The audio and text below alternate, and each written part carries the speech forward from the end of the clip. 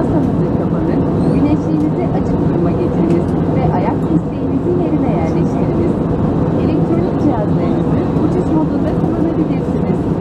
Uçuş modu özelliği bulunmayan cihazlarınızı kapatınız ve tüm elektronik cihazlarınızı koltuk güç ünitesinden çıkartarak emniyete alınız. Mevcutsa ekran ve kumandanızı iniş öncesinde yerine yerleştiriniz ve koltuk cebinde bulunan emniyet kartınızı inceleyiniz. Teşekkür ederiz. Dear passengers, as we are descending, make sure that your hand luggage is stowed in the overhead bins or under the seat in front of you. Please fasten your seatbelt, put your seat back upright, close your tray table, open your window blind, and stow your bookcase. You may use your electronic devices in flight mode. Devices which do not have flight mode feature must be turned off. All electronic devices must be disconnected from the in-seat power supply and safely stowed. If available, your personal screen and handset must be stowed properly, and read your safety card in your seat pocket carefully. Thank you.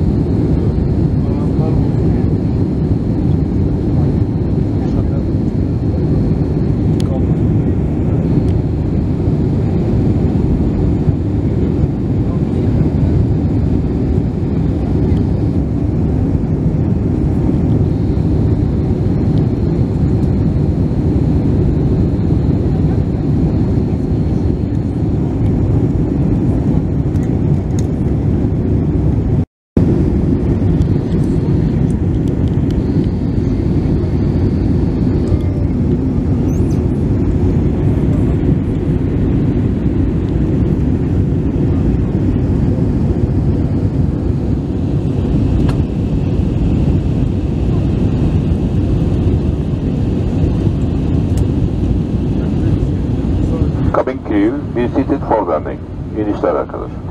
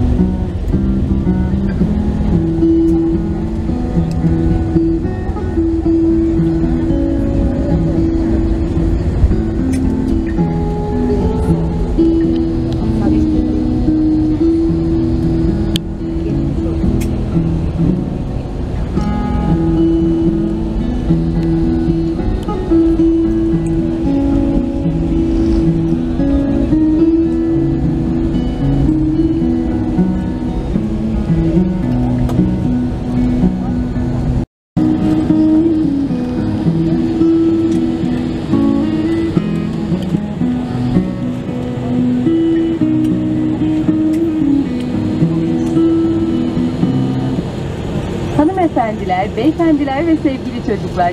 Dünyanın buluşma noktası İstanbul Havalimanı'na hoş geldiniz. Yolculuğunuzun rahat ve keyifli geçmiş olduğunu umuyoruz.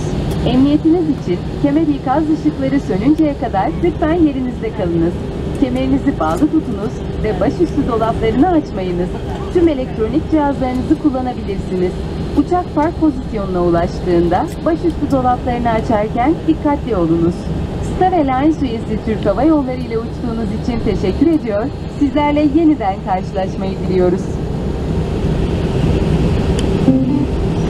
Ladies and gentlemen and dear children, welcome to Istanbul Airport, meeting point of the world. We hope that you had a pleasant flight. For your safety, please remain seated with your seatbelt fastened until the seatbelt sign has been turned off, and do not open the overhead bins. You may use your electronic devices. Please be careful while opening the overhead bins when the aircraft reaches its final parking position. Thank you for flying with Turkish Airlines, a member of Star Alliance. We would like to say goodbye and hope to meet you again.